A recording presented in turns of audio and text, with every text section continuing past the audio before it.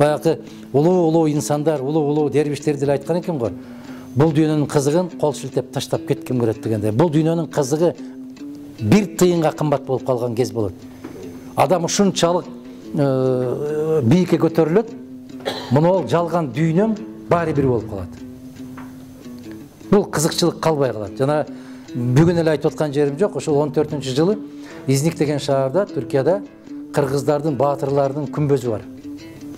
Ошол жерге барып 13 кол башчы болгон экен, аларга күмбөз салып, момундай анан сыртында бир 700-800дөй мазар турат да. Ошол кыргыз жоокерлери барып, баягы Осмонго гректерден алып бергенге жардам бергендигинин урматына ошондой курган экен. Ошол жерден келатып айттым эле да.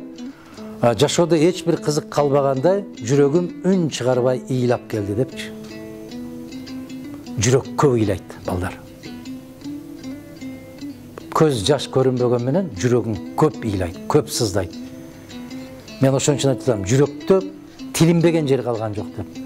Ар бир тамган көз жашың бир тилик жаратат жүрөктө. Элиңди көргөн сайын, элиңдин сүйлөп аткан сөзүн уккан сайын, басып бараткан жолун көргөн сайын, ой жүгүртүү, аң сезимин, дареметин билген сайын, бирден тилик пайда боло берет.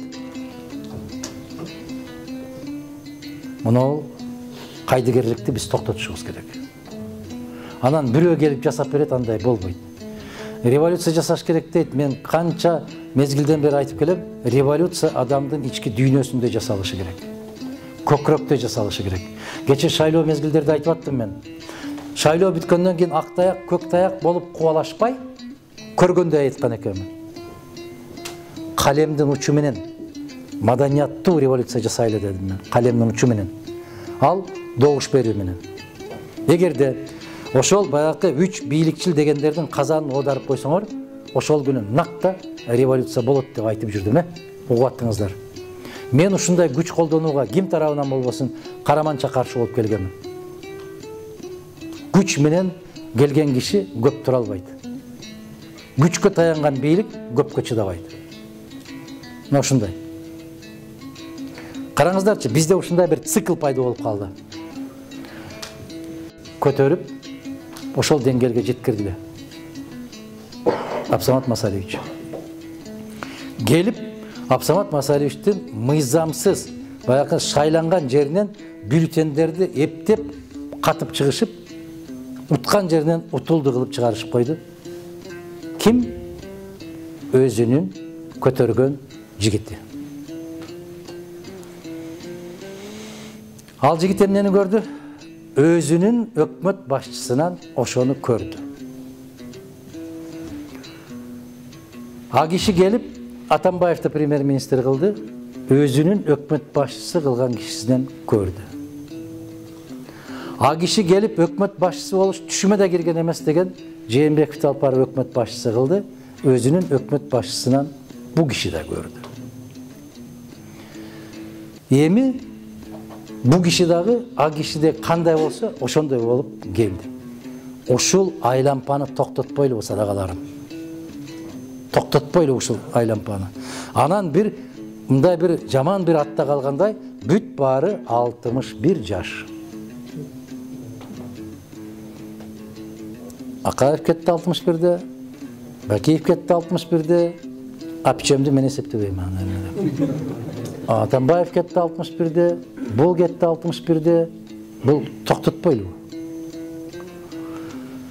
Себеп эли каны качкан элдин куну качат деген жер бар да. Ушуну токтотушубуз керек. Анан момундай жол менен келбеш керек. Баскын менен басып алган нерсе көпкө турбайт. Канчалаган империяларда тура алган эмес. Эми үчүн биздин ислам дүнүйөсү 1,5 миң жылдан бери турат. Эми үчүн эч баскын жолу менен басылып алган эмес, ишеним жолу менен. Биз ошол жол менен бараткан инсандарбыз деп атканымдын өзү ушул. Экинчиден бир хадистердин бирөөсүндө ушундай деп айтылат дагы, өзүн өзү кызматка сунуштап жулунган кишиден качкыла дейт да. Себеп ал Аллахтын колдоосуна ээ болбойт да, аягында зыян тартуучулардан болот дейт. Ошондуктан биз жулумган жокпуз. Биз баягындай болуп, булардын ыкмасына салган жокпуз. Биз четте турдук, тек гана конституциялык талагы кел деп талап кылып коюп аттык. Мана Бишкектегилер дагы баары бир добуштан айтат, эң маданияттуу, эң тартиптүү партия, үлгү партия бул бүтүн Кыргызстан деп айтат. Биздин душмандарыбыз да мойнуна алат. Биз ушул жол менен барабыз, Кудай кааласа. Биздин жолубуз мындай убактылуу жарык этип анан өчүп калчу жол эмес. Буюрса, көптөн көп дуа кылганыбызда ушундай кылабыз. Узак жылдарга эли журтубузга кызмат кылганды насип эткин деп. 1441 жыл азыр ислам санагы, хижра санагы боюнча 1400 жылдан бери акты ак деп айта албай, далилдей албай аткандан кийин Модумаров ким аны далилдеп бергендей? Биз туура жолго салууну каалабаган инсандардын көзүнө парда тартабыз, кулагына тыгын тыгабыз, көкүрөгүнө мөөр басабыз дейт. А эгер Нурбек муну кой же болбосо муну суу деп турсаң, эгер Аллах ошонун көзүнө парда тартып, кулагына тыгын салып койгон болсо, бул суу эмес дейт сага. Бул бөтөлкө эмес, бул балта дейт. Сен далилдей албайсың бул суу экенин. Мана ошондой деңгээлге жеткенден Кудай сактасын. Же Кудайга ишенбейт, же Кудайдан коркпойт, же мыйзамга ишенбейт, же конституциядан коркпойт дегендей чубак чыркырап айтып кетти. Мен Казакстанга барып калсам дейт.